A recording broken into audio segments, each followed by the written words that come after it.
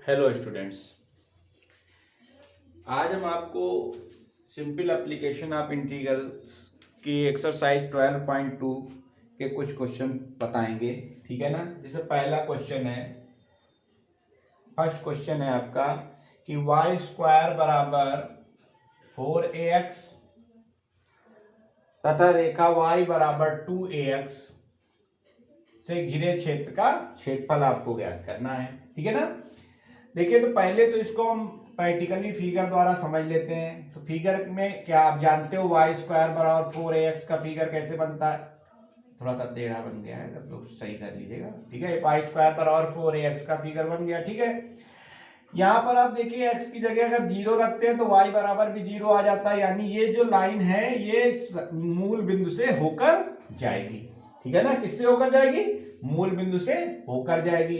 तो जब ये मूल बिंदु से होकर जाती है तो आपको क्या प्राप्त हो रहा है? देखिए, हमको क्षेत्रफल किस जगह का निकालना है? ये जो एरिया, ये बाउंडेड एरिया निकला, इसका क्षेत्रफल निकालना है। तो इसका क्षेत्रफल निकालने के तरीके हमारे पास क्या है? ठीक है, तो हम एक काम करते हैं, क्योंकि हमको x की लिमिट निकालनी होगी। तो एक लिमिट तो हमको पता है 0, लेकिन दूसरी वैल्यू हमको नहीं पता है। तो इन दोनों को हम सॉल्व आउट करके इसकी वैल्यू निकालेंगे। तो y इक्वल टू 2ax इसमें रख दीजिए। तो जब y इक्वल टू 2ax पहले में रखेंगे तो 2ax का whole square that is equal to 4ax होगा। तो 4a square x square minus 4ax that is equal to 0। तो 4ax that is ax minus 1 बराबर 0। तो x बराबर क्या हो गया? 0, और x बराबर कितना हो गया? 1/a।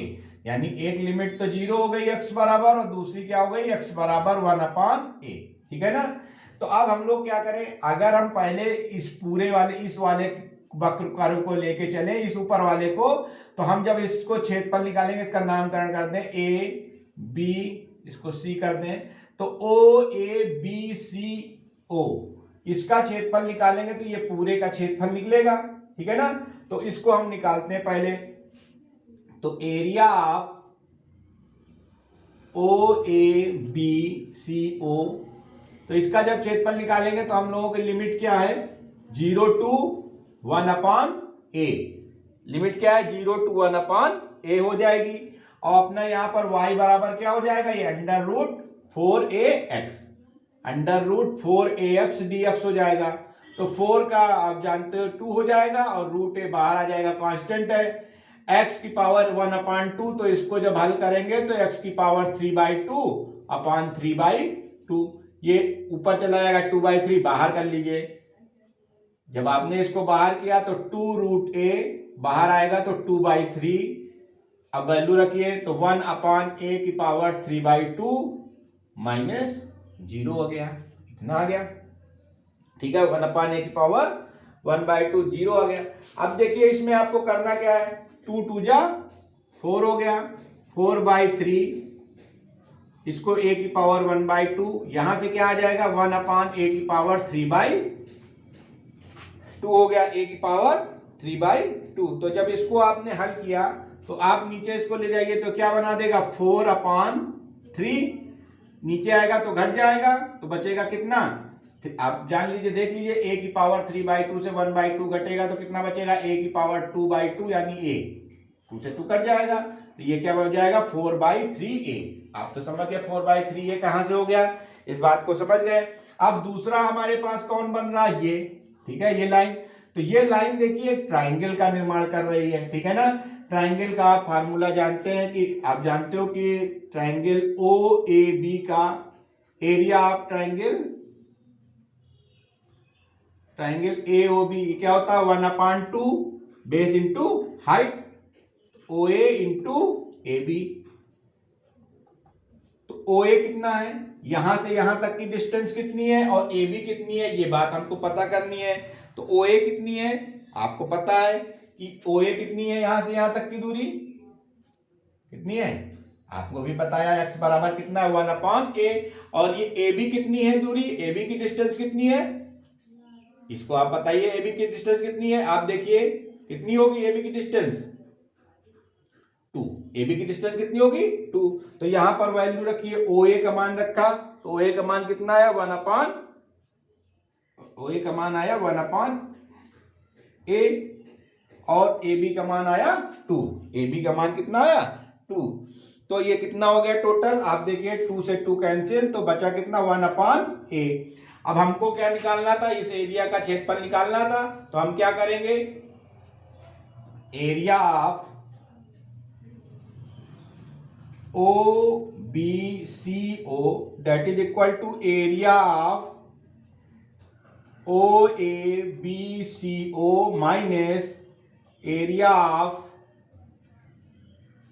OAB। तो घटाइए दोनों को, तो 4/3a से 1/a घटाएंगे तो कितना बच जाएगा, 1/a बाहर कर लीजिए, 4/3 -1, 3 से 1 गया, 4 से 3 गया तो 1 बचा, तो 1/3a। आपका एरिया कितना आ गया 1/3a वर्ग इकाई।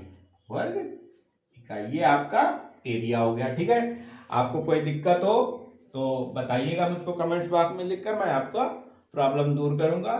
ठीक है, इसको आप लोग पास डाउन करके नोट कर लीजिए, मैं मिटा रहा हूं, दूसरा क्वेश्चन बताने जा रहा हूं। देखिए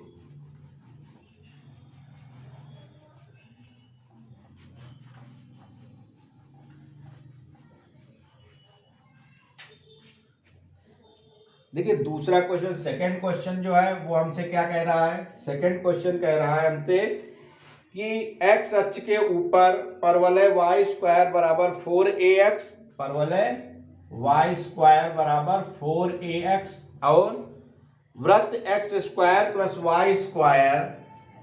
y² minus 2ax equal to 0 द्वारा घिरे भाग का क्षेत्रफल ज्ञात कीजिए। द्वारा घिरे भाग का क्षेत्रफल, देखिए दो वक्रखंड को प्राप्त है, हम कैसे निकालते हैं ये भी पता है, लेकिन पहले x की वैल्यू फाइंड आउट कर लें। तो हम करते क्या है, y² बराबर 4ax यहाँ पर रख देते हैं, x² y² की जगह 4ax रखा minus 2ax that is equal to 0, x² plus 2ax that is equal to 0, x common लिया तो x प्लस 2a, x बराबर कितना आ गया 0 और x बराबर -2a।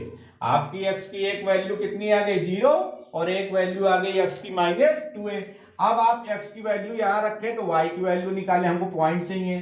तो जब हमने x की वैल्यू 0 रखी तो y की वैल्यू कितनी आ गई 0 आ गई, और जब x की वैल्यू -2a रखी तो ये कितना हो गया, 4a पहले से ही था, x की जगह -2a रखा तो ये हो गया y² बराबर -8a², तो y बराबर a√-8।